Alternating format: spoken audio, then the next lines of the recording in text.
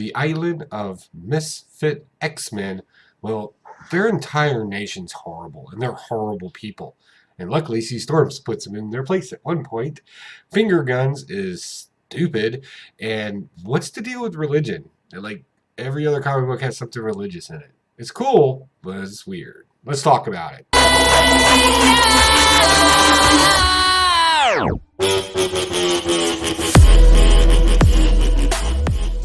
Hey, what's going on, you wonderful weirdos? It's great that you came by. You know you did something right today if I'm giving you 2 videos in one day, but I did promise my haul and review, and here it is. If this is your first time at the show, basically what I do is I pick up about as many as the hot comics as I can each week, and then I kind of do a short synopsis of them and give you my thoughts in them, and if there was anything kind of interesting in them. So without further ado, let's hit it up with Marvel this week. So for some reason I picked up Turo again. Apparently I forgot I didn't like this book.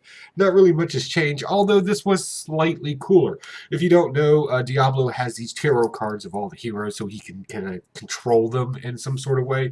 Well, they get sliced in half, and as they fall, they kind of start putting themselves back together, but they're mixed matched. So at the end here, we get like a really weird combination of some of our favorite superheroes being put together, and they don't even realize that they're the weird ones. And this, we also get these characters right here, the Unbelievables. Fun. That's about it. Just kind of cartoony type characters. We find out that one of them can actually put Hulk to his knees with a punch, which I was like, that's kind of cool.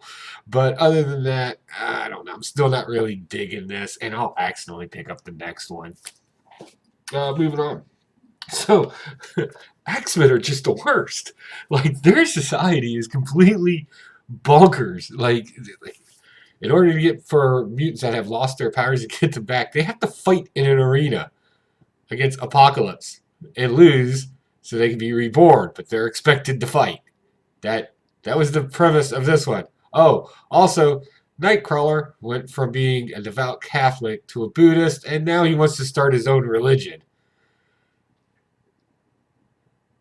I was wondering when we were going to get to religion on Krakoa and how that even works, because you know you're going to at some point or another. That has to happen because we're basically building a society here. But are we building a good one? Again, as I've always said before, utopias tend to breed tyranny. It's not actually my words. Somebody long ago said that. I just stole it because nobody ever reads his stuff. But regardless, and that's ultimately what's happening here with this group of isolationists, and may I say, even slightly racist, as we'll find out later in the next comic book. So the Fantastic Four and the X-Men are going at it in this one because apparently they think that the Richards son should come live with them because he's a mutant, and the daughter has no value to her because she's not a mutant. And Sue Storm lays into him, and rightfully so. And she's right. Like, they're just absolutely the worst in this. But come to find out that the kids are with Dr. Doom, or Uncle Dr. Doom as they keep calling him. They're working out their differences there. But the X-Men and the Fantastic Four have one of their classic battles in here. I thought one of the smartest things is Sue Storm gets knocked out, and they got these suits on.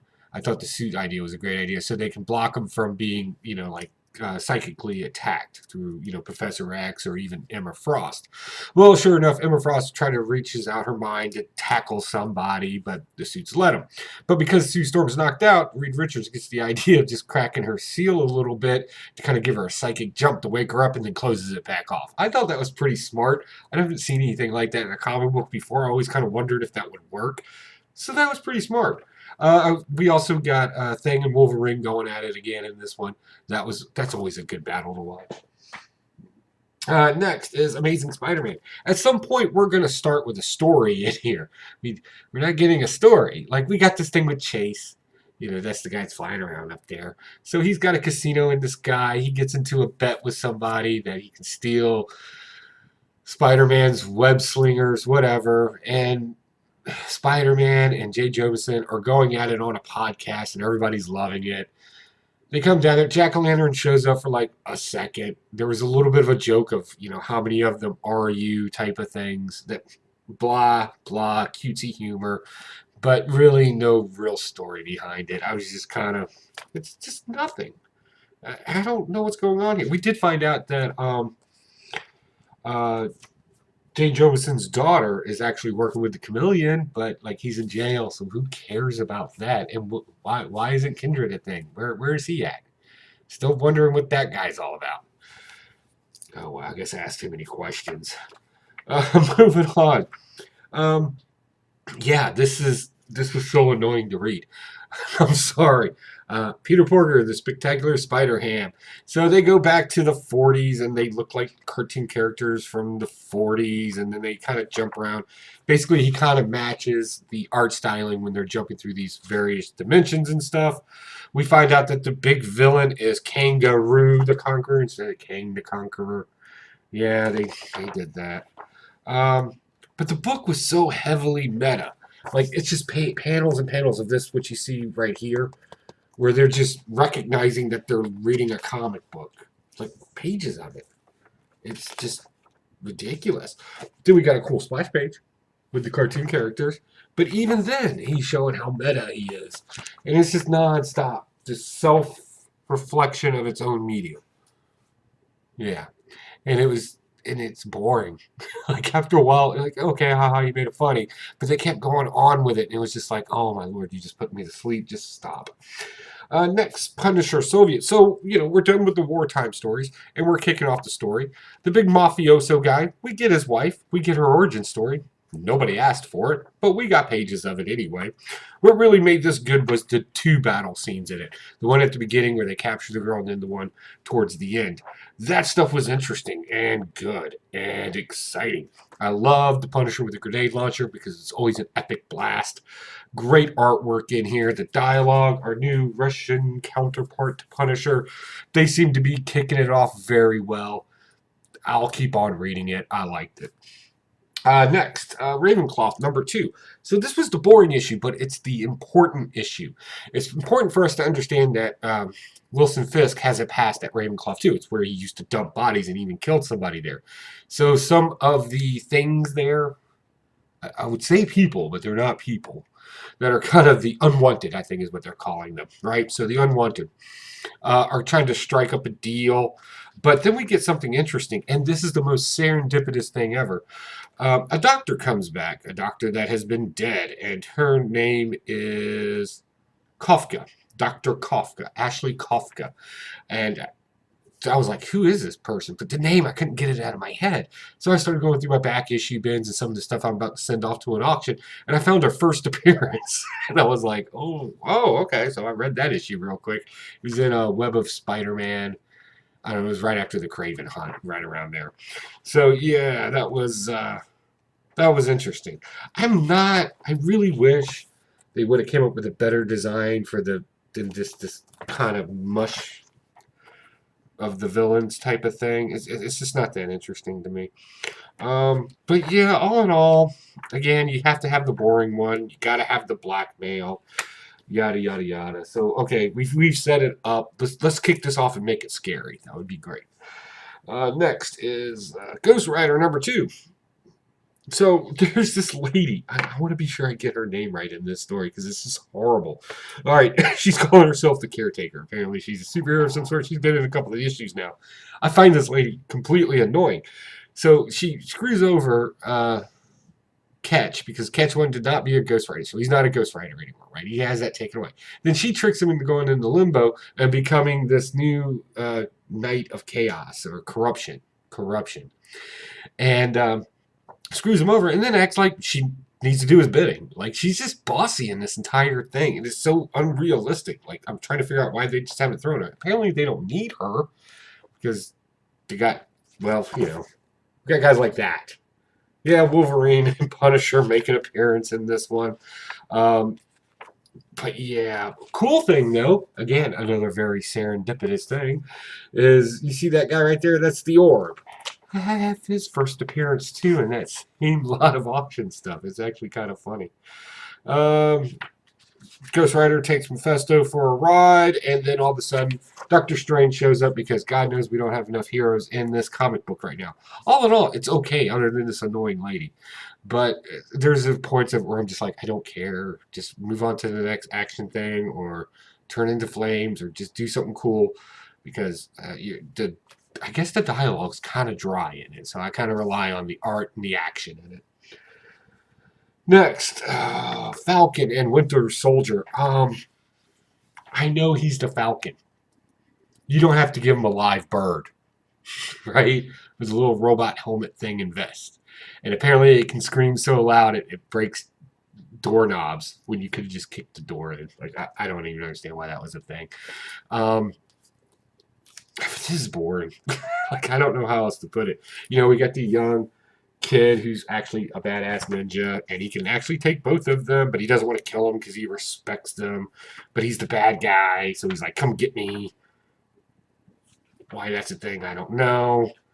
Um, so yeah, this was just on and on and on, trying to use sarcastic humor, but it just doesn't come off right. I don't know. There were some cool action scenes in it. The truth is, I'm going to be hard pressed to pick up number 2 on this. I didn't find anything really great about this. No hairs on the back of my neck. None of that. It's just, oh, look, it's them again. Got it. Now watch as I say this and the television show comes on Disney Channel and this book skyrockets to millions, and there I got it sitting in a dollar auction. Don't miss out. Next, Avengers. So we've been culminating this Avengers BC, 1 million BC thing for a while now. Tony Stark's back in the Ice Age. Apparently he doesn't get to hang out with the other Avengers of that time. The caveman Avengers is what we'll call them. So he gets tempted in here, and he's being tempted by the devil. Or is it his father? Because his father was in a cult, a devilish cult. Yeah, this was stupid. So they're trying to tempt him to come join the devil type of thing, right? Garden of the Eden story. The Avengers of that time are jerks because we only see them once in the thing, and I really want to know some more about that. And then as Tony Stark's armor starts falling apart, he makes this ice armor thing with electronics hooked up to it, and he can shoot icicles, I guess? Maybe? Yeah, that's what he can do. We couldn't find out it's Mephisto the entire time because everything's Mephisto now if it deals with hail. Yep, that's right. But then we find out that Tony Stark's dad is just Howard Stark. He's just a douchebag and a horrible person. Now let's see here. What else do we got going on? We got, oh yeah, let's kick off our DC stuff. So Suicide Squad took a weird turn. I was really on board with this new team. I was going to give them a legitimate shot, and they kind of blew it in here because all of a sudden they know everything, outplan everybody, and they're super great at everything. Everything. And they saved the day because teamwork makes the dream work, or whatever cliche saying that they use in here. Yeah, Finn finally gets his payback on Shark. That was actually kind of funny. Him and Finn are kind of swimming through the water there, talking some jive. Finn comes over and stabs Shark with his own tooth, and then apparently he goes over and asks all the other sharks with his mental telepathy thing to, eat Shark King over here. Just eat him. And they do. Without question. You would think the Shark Man could have talked to the sharks too. Like, hey, no, don't. I'm the King Shark guy. But no, that didn't happen. They ate him and killed him. And everybody's like, oh well. And that's pretty much what I felt about the entire story. The coolest thing in it. That's my feeling towards it. I don't know. We'll pick up issue 3. But from what we can gather right now, as far as Suicide Squad goes, Harley Quinn's irrelevant. Deadshot's irrelevant. This new guy is a psychopath who throws temper tantrums, which is just off-putting. But the new team is awesome. They're so awesome. Awesome. So bad. All right, next. Ooh, let's talk about something good. I don't know why I never thought of this before. Again, another thing with religion this week. Detective Comics. Oh my God. I never even thought that Two-Face, well, I never thought Two-Face would ever make an effective religious character like a cult or anything like that. But here he is following like a Catholic Jesuits type of organization, even handing out communion. It's working. And if you think about it, it actually kind of makes sense. The whole light and dark, good and balance. That's heavily used in a lot of Catholicism, heavily used in Buddhism. It makes sense. So, yeah, and he's actually scary in this. He's legitimately kind of creepy. And he's got his little, I don't know what you want to call them. We'll just say deacons right now because we don't know what they are. And we know it's a religious based. He's got his little deacons running around. They're super faithful. And Batman's got to figure it out. It's good. Oh, so good to read a good villain story. And oh, this one was. You definitely got to check it out. That's Detective Comics number 1020, in case I didn't say it at the beginning.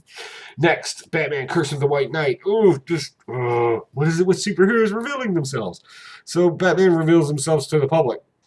And everybody's like, okay.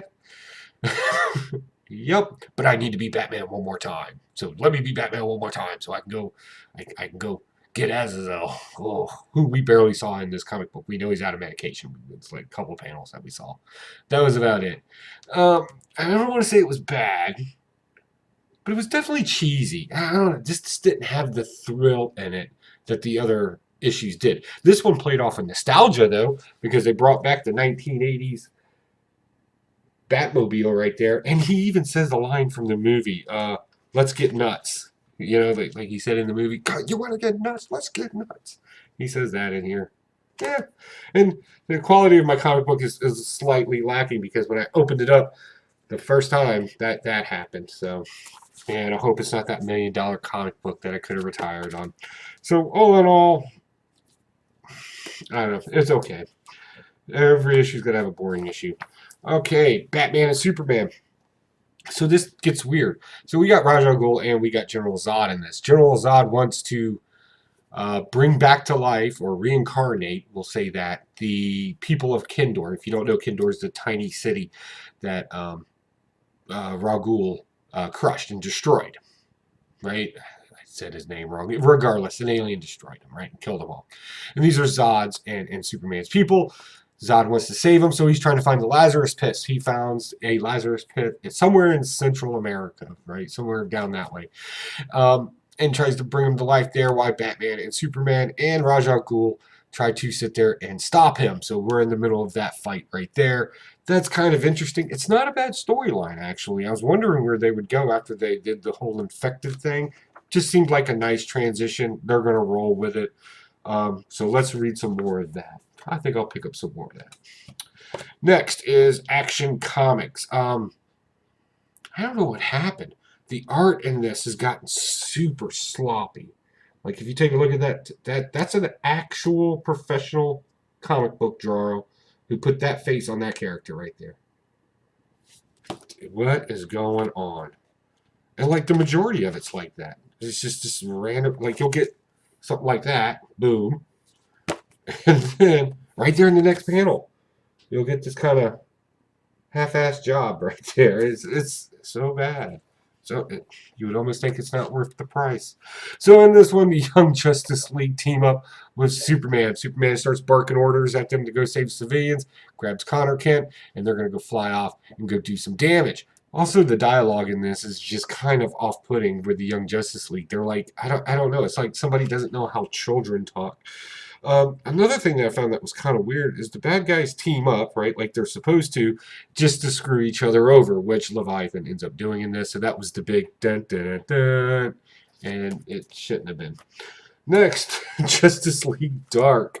All right, so we're on a new arc with this, but we're going to kind of play with the whole plant and rot, the green, the plant people, and the green and the rot, and the gray. Don't know what the gray is. Hey, did you know Animal Man showed up in this? Like they mentioned him once right there at the beginning of the comic book. You know what Animal Man didn't do? He didn't turn into an animal. So unless you know his name is Buddy Baker, you probably would have missed that. And then they randomly, arbitrarily stuck it in at some point. That's my only real criticism here. And if you're going to have a superhero, at least identify them so we know who they are. And you could try the whole, it look just like them. I haven't read an Animal Man comic book in forever. But all in all, I like where this is going, where we're going to kind of play with the forces of nature and how it works in magic to kind of help explain that universe a little bit. Dr. Faith is kind of doing an "I told you so" that the order versus chaos thing. It never works in chaos's favor, and blah blah blah. We also get a mysterious new villain. I don't know if he's a new villain. I shouldn't say that because that creates hubbub. There's a villain in here. He's mysterious. We don't know who it is because we only saw his leg and his hand. So I guess people are calling that a cameo now. Okay, so yeah, that kind of happened in here, and we assume that he has something to do with the rot because the prisoner Woodrune, who was in there, the only way you can break through the magical spell or no living creature can pass through the barrier of the magic circle thingy. So obviously the thing is dead. I guess. I don't know. It's magic. Okay. Leviathan Dawn. So I read this, and I sat right there and I was like, check and mate. And I was like, hey, I remember reading a comic book called Checkmate. Huh, interesting. And then I thought, I didn't really like it. And then I sit down, and guess what this issue's about? Yeah, we brought back Checkmate. This time they're a team. The King, I believe, is probably the original Checkmate, but they haven't really confirmed that yet. That's speculation on my part. But we've got a bunch of superheroes together. We got Ra's al Ghul's daughter, whatever her name is, because nobody really cares. We have Oliver. Yeah, we have Oliver Queen in here. We have the new Manhunter woman. Manhunter woman, does that make sense? Yeah, that will work. Um, we got the questions going to be involved because, relevancy. We got Lois Lane involved because why not? We got Colonel Trevor involved because he's not in a Wonder Woman's book. And we got Mr. Bones because what's not creepier than something that's constantly staring at you? All in all, I thought the story was okay. It made sense. But it's not coming off as a good mystery. It's just kind of coming off as this type story. And the cooler part is that Leviathan went ahead and basically bought an entire country. So they're a country now. So a guy with metal on his face now owns his own country. Sounds a lot like Doctor Doom. Oh, he's super smart and knows the science too. So yeah, he's super smart. So yeah, so we're kind of doing a Doctor Doom thing here, I guess. All right, basket full of heads. All right, things are starting to make a little bit more sense now. We find out that the boyfriend was probably working for the FBI as an informant. Okay, I'll buy off on that. They caught him. They're torturing him. Um, let's see here. The bad guy monologues while she's in jail, which in this kind of case, thank God that it finally happened because I was going to lose it if I didn't start trying to figure something out. I was just starting to lose interest in the story. They've recaptured my interest in this, and this is still a pretty good read. I would definitely check it out. All right, now for my independence. All kinds of independence this week. I noticed I got a lot of books this week. I'm over 20 books. Okay, so folklore. This is probably the weirder one, but we found out why this lady right here just keeps kissing people. She's looking for her true love kiss because she thinks she's cursed because she looks like that. You can't just be ugly. You gotta have a reason to be, I guess. One of the librarians helps them break into the actual library, and then we find out that each time they go through a door, they're actually kind of setting up into a story. So the first one was, I don't know what the first one was. I want to say Alice in Wonderland, since they were doing like a teacup type party. The second one was definitely Pose, the what was the name of it? TikTok, the one where he puts the body under the floorboards. That poem, and so on and so forth. And then we get a mysterious writer, somebody that was in the narrative. I thought it was a young boy that's in our story, only older, but now we find out not so much. And the question is, it keeps making fun of allegory in it, but is it in itself an allegory to some degree? Which I thought that's interesting play, if the writer actually meant to do that. If not, I'm just going to give him credit for doing it anyway, because it's actually kind of witty. Next, all right, so I know I read the entire series of Conspiracy, and where they kind of took like the Illuminati and the secret societies, and they kind of meshed up all these different types of conspiracies about the Illuminati, how they were lizard-faced people and the whole 9 yards. And it was just fun. It amazed me how well they connected all the different conspiracy type theories together to make like a cohesive story. Well, the writers are doing it again. I know it's Xenoscope, and I know a lot of people don't like Xenoscope, and shame on you, because you shouldn't just not read a story because of the publisher.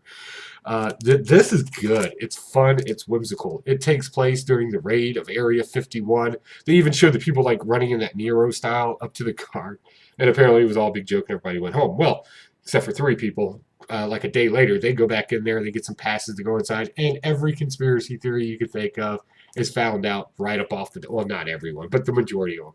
There's a complete bay full of spaceships in it. There's shadow agents that are running around there following through this place. Um, human beings being experimented on, cows being experimented on, possibly a fake moon landing. It's fun. I don't know how many issues this is going to go for, but I'm definitely going to pick these up because they're just hilarious. Next, Hidden Society. You might as well go ahead and pick this up because this is going to end up being on the CW or Netflix or Hulu. Stop me if you've heard this one before. A group of kids that are in a special school with magical powers need to save the world. Oh, and they're super different from each other. Yeah, that's all of them. All three of them channels, that's the majority of what they are. But this one does do it kind of cool. I'll give it that. You got the edgy girl right there who steals souls. A book tells her what souls to take. All right, I'm on board with it. We have this blind lady right here who runs this little demon guy. It's hilarious. The little guy's funny. He drinks and smokes cigars. It's the most manliest thing in this comic book. And then we got this young kid right here who's a magician, but now we find out he might actually be a wizard. And an old guy rounds up these kids because he needs to make a hidden society to help save humanity. There you go. Is it bad? No, it's actually kind of good. I'll be honest. It's the first one was legit. Let's see what they do with the second one. And if it's one of those ones that starts getting weird because they tricked you the first time, I'll dump it after that, no doubt. But for right now, I'm kind of on board with this because it's just fun and whimsical. And last but not stupid, as I said in the beginning, finger guns is stupid. So basically, I can change people's emotions by doing this. Right? And the boy makes people angry, and the girl makes everybody happy. And the girl has a real crappy home life, so why isn't she popping them on a regular basis? I don't know. Can you do this on YouTube? Like, I know that was a thing in schools, like some like weird schools you weren't allowed to do that. I don't know. Let me know if you're allowed to do this on YouTube. All right. But this whole story is just them talking to each other about how their powers may work. They shot each other at one point just to see what the result would be. And they don't really explain it to us. They're like, it was like I was being controlled. What does that mean? Like, I don't know. So this is just a hard read because it's basically just blabber. Lots of blabber. That's it. All right, guys. That's all my reviews this week, all my comic books. What did you think? Did you think that maybe I was a little harsh on one of the books? Maybe I was throwing one a softball. Please comment down below and let me know. Also, don't forget this weekend, well, tomorrow, all day long, I'm going to be at GalaxyCon in Richmond, Virginia. Me and Spectacular Spider Grandpa and our wives, we're going to go up there, bop around, see if we can't find some deals, meet some people, have some interviews. I know 2 artists that are going to be up there. I definitely want to get a few minutes of their time so we can have a little bit of fun. So, yeah, that's going to be fun. Don't forget Sunday night, 10 p.m. Eastern Standard Time, right here on YouTube, he says with affection.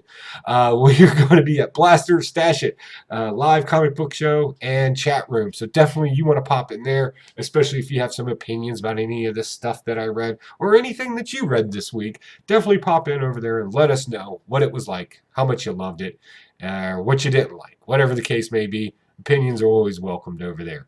All right, guys, I don't have anything else. Y'all be cool. Bye.